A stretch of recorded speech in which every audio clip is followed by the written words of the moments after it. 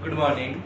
Class 12 subject maths में chapter number 1 अपना संयुक्त फलन या कंपोजिट फंक्शन, इसका थ्योरेटिकल पार्ट अपने पूरा कंप्लीट कर लिया था और इसके बाद अपन एक्सरसाइज आज स्टार्ट करें। एक्सरसाइज 1.1 क्वेश्चन नंबर जो 1 गिवन है आपको, यदि f function f is such that from r to r मतलब रियल नंबर से रियल नंबर है and g is such that real number to real number, दो फलन निम्न प्रकार से परिभाषित हो तो f o g of x और g o f of x find करना है।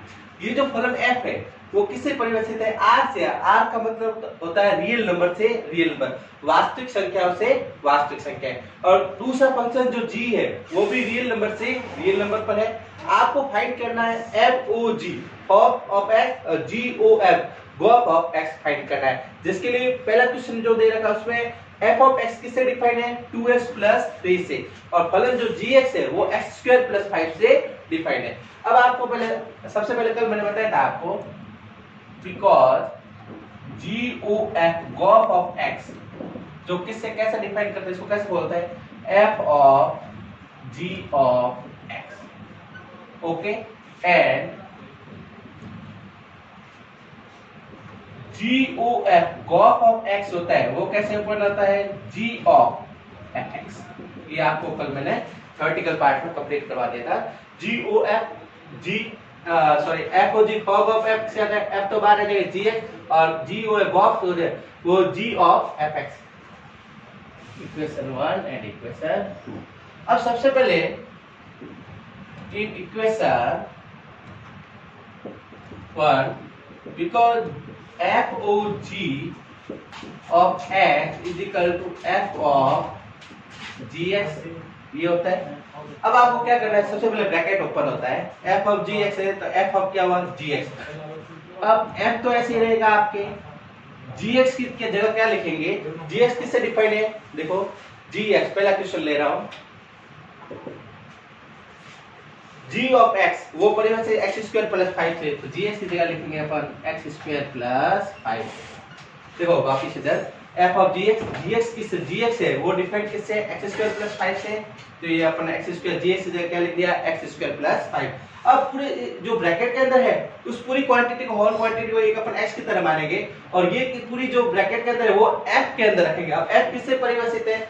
2x प्लस 5 से, तो ये जब ओपन होगा तो 2 की जगह 2, x की जगह क्या रखेंगे? जो भी ब्रैकेट में था वो रखेंगे प्लस ऑफ 3, प्लस ऑफ 3। ये पूरी क्वांटिटी x की तरह ट्रीट होगी, और fx डिफाइंड है 2x प्लस 3 से, 2 और x की जगह क्या रख देंगे? x square plus of 5। अब इसको ओपन करो, 2 of x square plus 2 into 5 कितना हुआ? 10 प्लस ऑफ 3, तो ये आंसर आ जाएगा आपके 2x square plus 2x square 10 और ये प्लस 3, तो ये हो गया 10 प्लस 3 कितना देगा? 30। तो ये आपको पहला आंसर मिल गया क्या? f o g of x, किसके लिए? क्वेश्चन नंबर 1 के लिए। इसके बाद में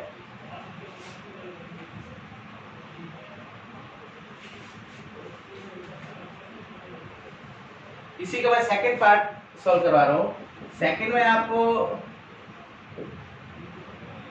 दूसरा क्या फाइंड करना है? आपको GOF ऑफ x। अब ये क्या होता है? GOF होता है आपके g ऑफ fx।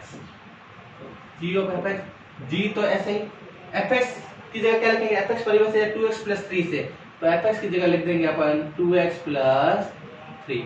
ओके, देखो g ऑफ fx, और fx खुद किससे परिभाषित है? 2x प्लस 3 से, तो fx की जगह 2x प्लस 3।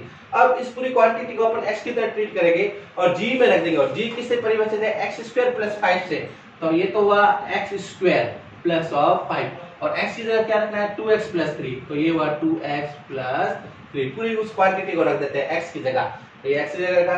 अब 2x plus a plus b का होल स्क्वायर, 2 का होल स्क्वायर और 4 ऑफ x स्क्वायर, b का हुआ 9 प्लस 2 into 3, 2 into 3 तो 2 into 2 4, 4 into 3 12 of x plus का 5, तो ये आ जाएगा आपका 4 of x square plus 12 of x plus of 40। ये आपका सेकंड आंसर हो जाएगा। ये तो आपको मिला f o g 2x plus 13 और GOF गॉफ जो है वो 4x square plus 12x plus 14। तो इस तरह से हमें पहले क्वेश्चन के लिए gx ये परिवर्तित है, fx और g परिवर्तित है, इसलिए फॉर्म निकाल दिया और g और गॉफ भी निकाल लिया। और सिंपल है, कोई दिक्कत नहीं इसमें।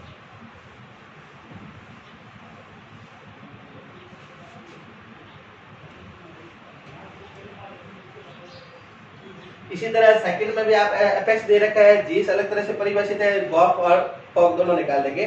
थर्ड क्वेश्चन जो है इसका, थर्ड में आपको दे रखा है एफ एक्स, वो तो डिफाइन है आपके एक्स से, और जी ऑफ एक्स वो मॉडुलस ऑफ एक्स, मापांक एक्स से परिभाषित है।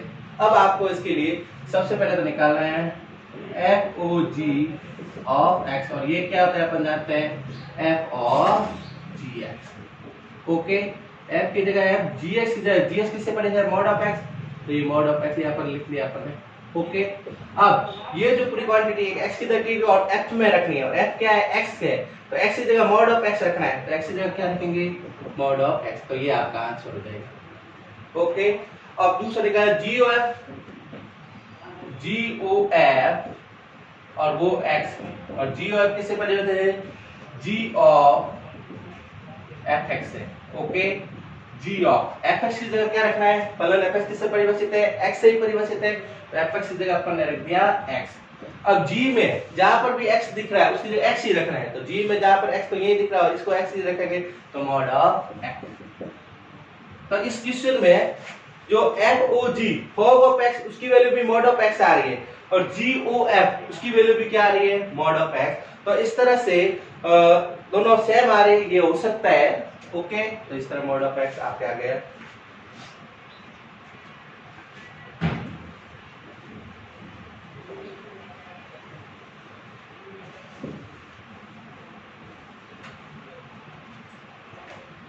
इसके बाद क्वेश्चन नंबर सेकंड में दे रखा है,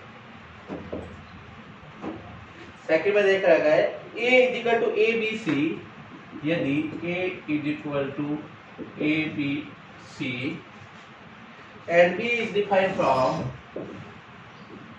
b के जो सेट है वो u v और w से डिफाइंड है, u v w। f is such that from a to b, f is such that from a to b से डिफाइंड है, and g is such that from b to a, b to a। set a is equal to small abc and set b is equal to small of u v w। f is such that function f is such that from a to b and function g is such that from b to a। निम्न प्रकार से परिभाषित, कैसे परिभाषित है, फलन f जो आपको है वो दे रखा है, इसके आंसर दे रखे हैं सेट a v, a का आंसर v आ रहा है, दूसरा b का आंसर u आ रहा है, और c का आंसर क्या आ रहा है w, और g है आपके u, b, b, a और w, c। तो आपको एक तो ज्ञात करना है F O G fog of X, second G O F of X. A set A B C है, बी में यूवीडब्ल्यू। ओके, फलन ए से बी में एफ डिफाइन है, और बी से ए में कौन डिफाइन है जी डिफाइन है, और एफ में यदि आप में एक्स की जगह ए रखते हैं तो उसका आंसर वी मिल रहा है।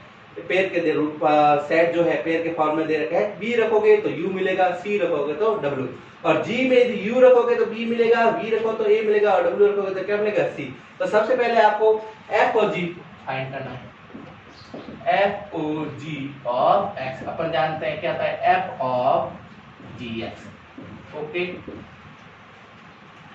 अब इसमें सबसे पहले x की वैल्यू रखेंगे, कहां से g से, और g किससे डिफाइन है, g जो है b से a में डिफाइन है, g जो है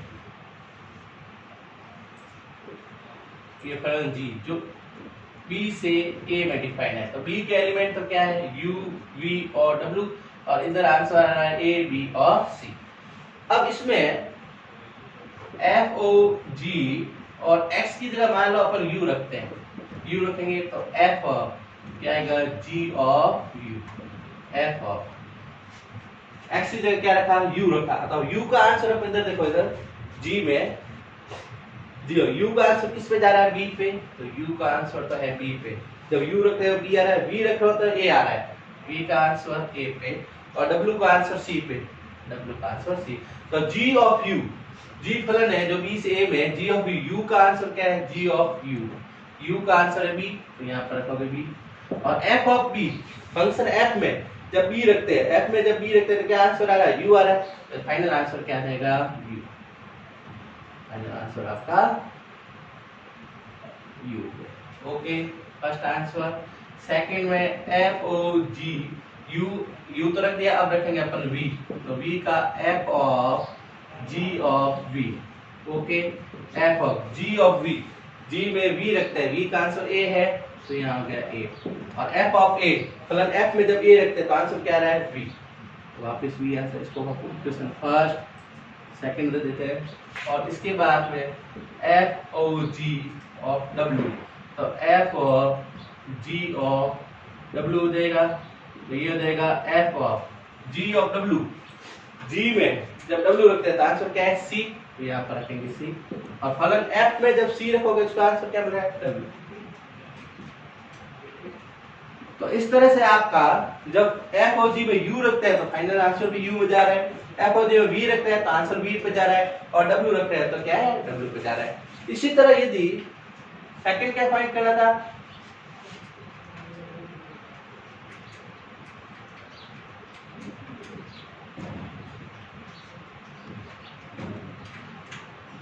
GOF fog of x find करना है, तो ये क्या था, g of fx, ये अपन जानते हैं, बिकॉज GOF जो होता है g of fx होता है। ओके, अब आप GOF इसमें g of fx जो किससे परिभाषित है, a से, fx है a से b में, a रख सकते हो, b रख सकते हो, और c रखते हो, तो ये आपके हो जाएगा f, जब मैं a रख रहा हूं तो g of f of a, f of a का आंसर किस पे जा रहा है, v पे, तो ये तो g तो ऐसे ही f ऑफ a की जगह क्या रखेंगे, v। और g ऑफ v, g में यदि v रखते हैं तो आंसर क्या आ रहा है, a, तो इसका फाइनल आंसर वापस क्या आ गया, a, इक्वेशन नंबर 4। इसी प्रकार GOF और b रखोगे तो ये देगा g of f of b, और g of f of b का आंसर u पे जा रहा है, तो ये हुआ u। और g ऑफ u किस पे जा रहा है, b पे, तो वापस b आ गया, इक्वेशन नंबर 5। और GOF ऑफ c, तो g of f of c, तो g of f of c, f में जब c रखते हैं तो आंसर किस पे जा रहा है, w पे, तो ये आ गया आपके w। और g ऑफ w, g में जब w रखते हैं तो आंसर किस पे जा रहा है, c। तो इस प्रकार a रखने से a आंसर आ रहा है, b रखने से b आंसर आ रहा है, c रखने से c। गॉफ में और f और g फॉग में भी u रखने से u आंसर आ रहा है, b रखने से b आंसर आ रहा है, w रखने से w। तो इस तरह से अपन एक्सरसाइज 1.1 का सेकंड क्वेश्चन कंप्लीट करते हैं। थर्ड क्वेश्चन जो है r प्लस से r प्लस में डिफाइन f है, f is such that from r plus से r प्लस का मतलब होता है पॉजिटिव रियल नंबर, और g is such that r plus two r, वो भी पॉजिटिव रियल नंबर से पॉजिटिव रियल नंबर में है। आपको fx जो है x² से डिफाइन है, और g रूट ऑफ x से डिफाइन है, तो गॉफ और फॉग ज्ञात करना है, ऐसे कैसे वे से फाइंड करेंगे। क्या ये तुल्य है, तुल्य का मतलब दोनों का आंसर सेम आ रहा है, इन दोनों का आंसर सेम, प्रांत भी वही, परिसर भी वही, और सप्रांत भी वही, यदि तीनों कंडीशन है तो तुल्य होता है। और इस क्वेश्चन नंबर 3 में आप देखोगे कि दोनों क्या है, तुल्य है, इक्विवेलेंट फंक्शन है। तो क्वेश्चन नंबर 3 आप होमवर्क में करोगे। इस तरह एक्सरसाइज 1.1 के 3 तक के हो गए। इसके नेक्स्ट लेक्चर में अपन आगे वाले क्वेश्चन डिस्कस करेंगे। Okay, thank you.